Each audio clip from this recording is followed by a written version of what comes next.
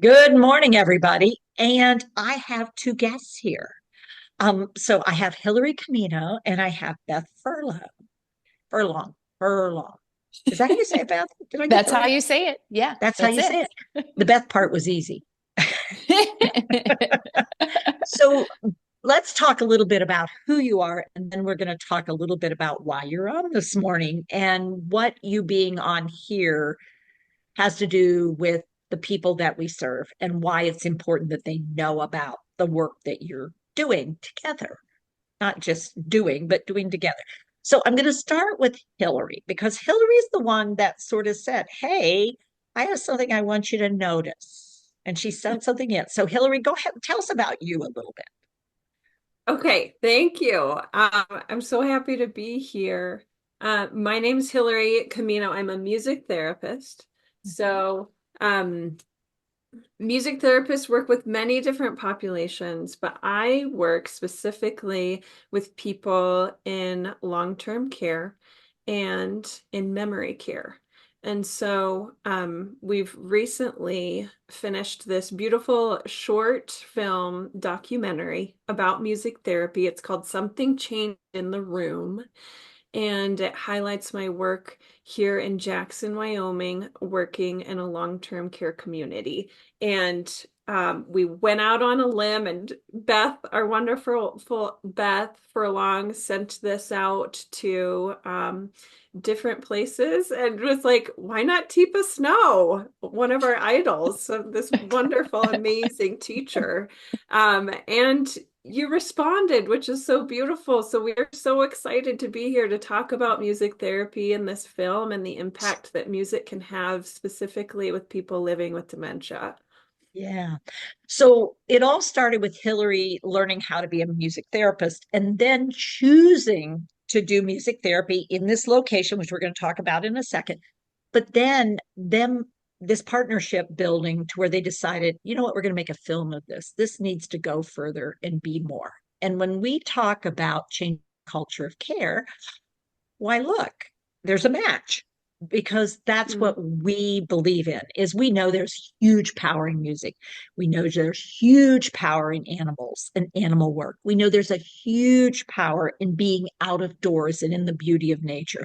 We know that these things make a difference. And yet, in all too many long-term care residential programs, sort of like in schools where music and programs are sidebars, it's like, but that should be the foundation of what makes right. us Yes. all full and happy and satisfied and willing to Yeah. do the hard lifting of stuff we don't like because we got what we do like and it makes Yes. a difference. So, Beth, now you actually were the one that said, oh, what the heck? Why don't we send it in anyway? Yeah. Yeah. So, talk about your role in this and what you do in the community that this happened in, because this was a community, as you said, in Jackson Hole, Wyoming, a beautiful place, might I add, where when I was there, I was doing programs there. There was a hot air balloon phenomena going off in the distance. It's like, so what's better than Jackson, Wyoming than having hot air balloons nearby? It's like, wow.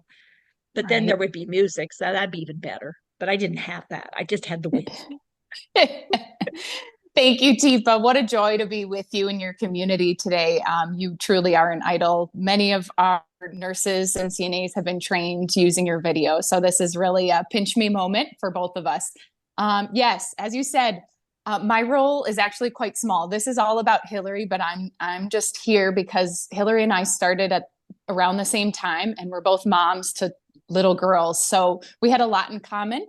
And when I was first introduced to Hilary, I had no idea what she was talking about. Music therapy, like what?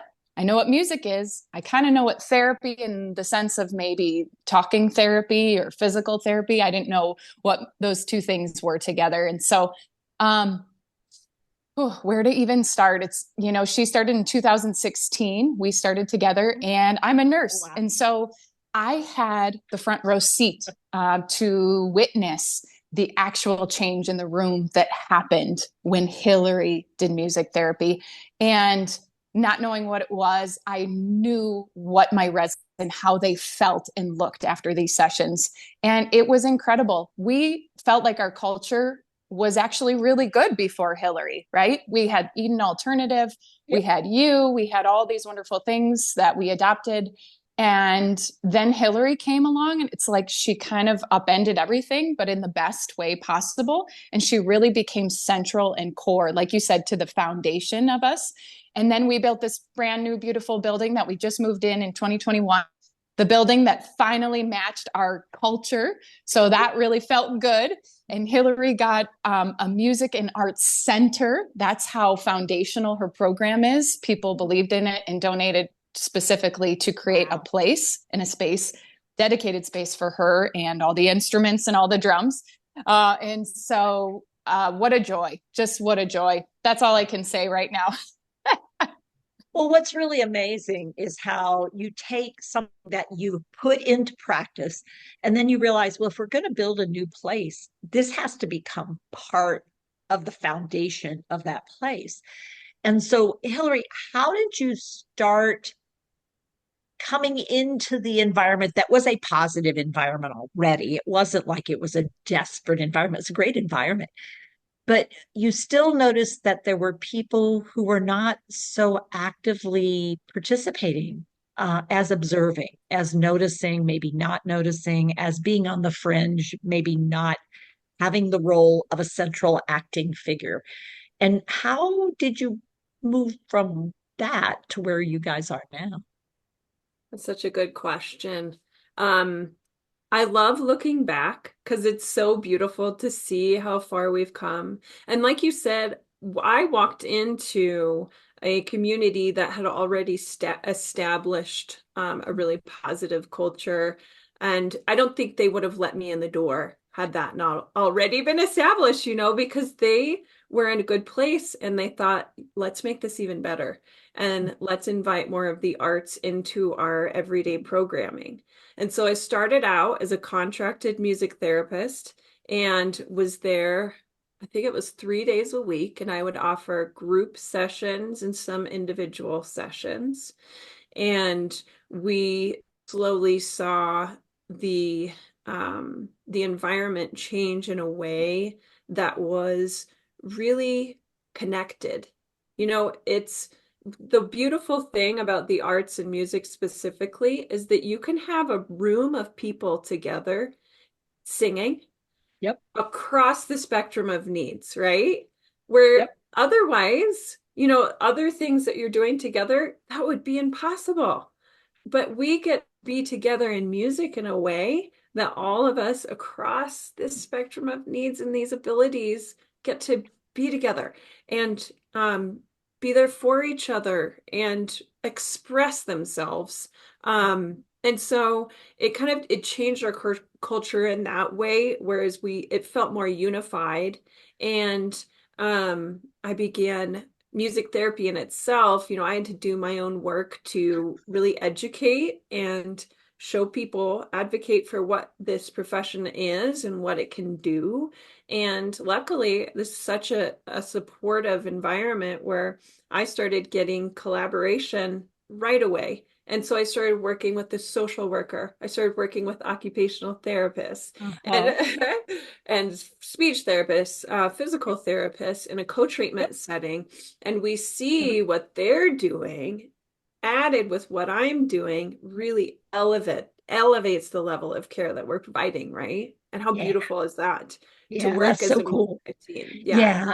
And that's where I've always found the most joy for me is when I say, ooh, ooh, this lady has some Louis body and she really has a hard time getting started. You know what she really loves? Mm. She loves music and she's from New Orleans. I'm wondering, what if we try, oh, when the saints go Yes. marching in, Right. when the saints, and just see what Mhm. she does. How about if we do that? I can barely carry a tune in a bucket and I have to go find which one I'm on. Uh, but I'm not afraid of music. And I Right. have my mom, we didn't actually stay in a hotel until I was a freshman at Duke. And we were bringing down all the stuff. We stayed in a hotel for the very first time. Until then, we'd always gone camping. And we'd always played the radio and or listened to LPs or sang songs around the campfire. So my musical background is much odder than most people's. We'll remember that for when you get older, Teepa. Remember that Yeah, of because that's course. going to be super important. And then remember this. This is really important, Hilary, when you're working with me at that point, is that unfortunately for me, where most people love classical music, Hmm. once again, I didn't get introduced to classical music until I was a freshman in college, and it was Music Appreciation 101.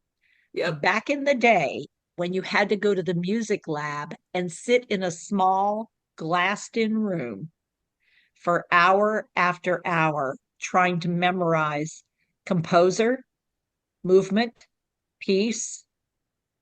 That's a way to take the joy out of music, Don't right? you think? Oh So my when gosh. I hear Vivaldi, the first thought is autumn. Oh, right. It's terrible. But these preferences are so important, right? Mhm. And we know as soon as our residents come in and start to live with us, we that's one of our first questions. What kind of music do you enjoy? And we figure it out if they're nonverbal from family members or friends or just trial and error sometimes. But it's such an important part of who we are, the Yeah. music that we love. And we respond so much more to it when it is music that is preferable to us. Yeah. And the rhythm. And so when we learn the rhythms that somebody likes, we can start to incorporate those into our voices. And that's what I notice about both of you. You're really skillful at using rhythm in your voice. Hmm. And that rhythm in your voice is like nobody else's. And so it builds that separate relationship. And so it's super cool to watch and listen to you all work with one another. And then the movie that you created, the piece that you created, let's talk about that for a few minutes. So, how did that come to be? It really, it was pretty organic, actually. It was more the filmmaker, David Stubbs from Jackson Hole, Wyoming, incredible photographer, videographer, filmmaker. We had asked him to do some promotional video, some things that we could put on our website, social media. And he just kept coming back, Teepa. He just kept returning to our community. And I think he said to Hilary at one point, there's a story here. In fact, there's many stories, but I need to tell this story. We need to share this story. That's And thanks to St. John's Health, they really backed it up and said, absolutely, you're right. We do need to tell these that's stories. super Hilary, cool. what else do you have? Yeah. Well, it was just so heartwarming to get to work with David. That was really an important part of it because he came in and right away we knew that he was the right person to be doing this job, right? Because you can tell by someone Okay. who is comfortable in a space, that's huge, and really has the right priorities in mind. What he comes in with, he's thinking, okay, first of all, I want to respect each individual who is being filmed here and show them as their true selves in a positive light, right? And give them the dignity that they deserve throughout this process. And I just like had this funny thought too. When we were showing this premiere, it was at the Wyoming Film Festival. It also won a Toronto Film Festival award.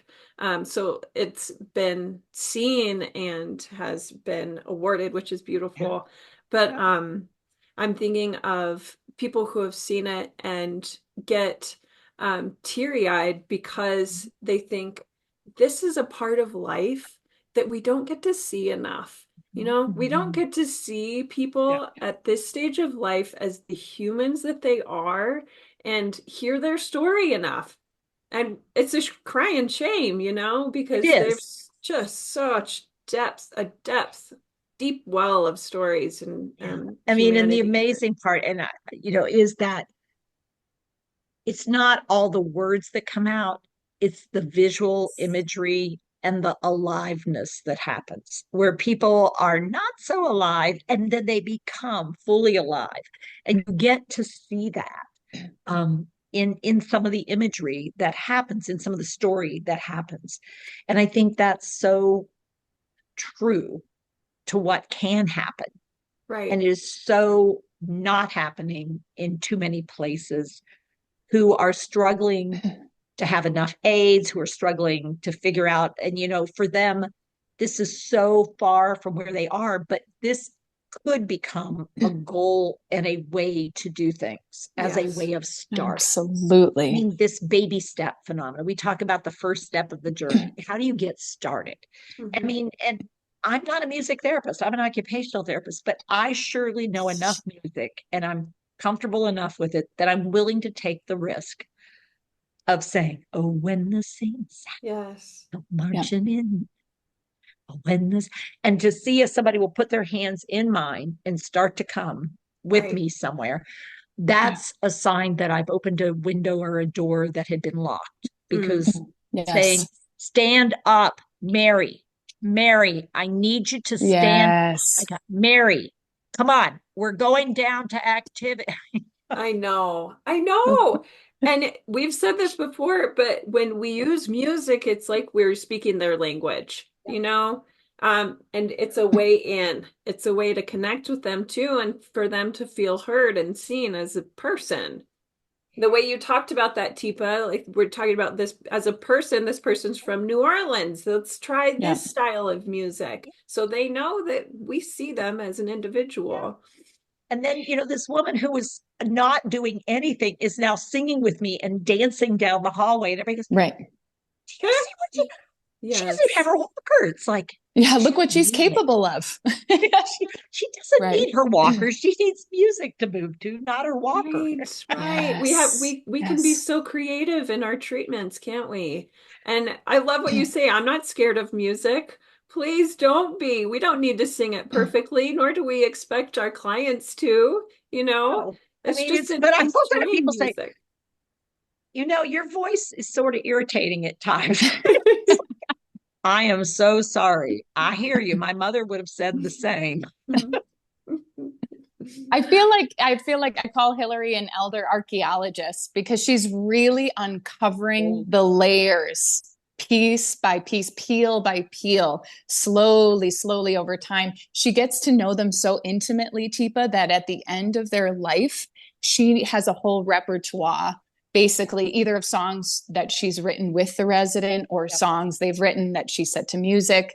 And what a legacy, right? To leave with their family and friends after they've gone. I mean, she really uncovers the layers. And there's an Eastern philosophy of aging. It's like where there's like this huge block of jade, right? Yep. And you're chipping away, right? You're chipping away. Hilary reveals their true self. And Yeah. so often, we as caregivers, as nurses and CNAs, we don't get to touch that realm. So when we get to witness it and we see that, it's a gift to us. It's a gift to the people that work there because we suddenly see this person who we saw really having not much ability or not much functioning suddenly come alive, as you said.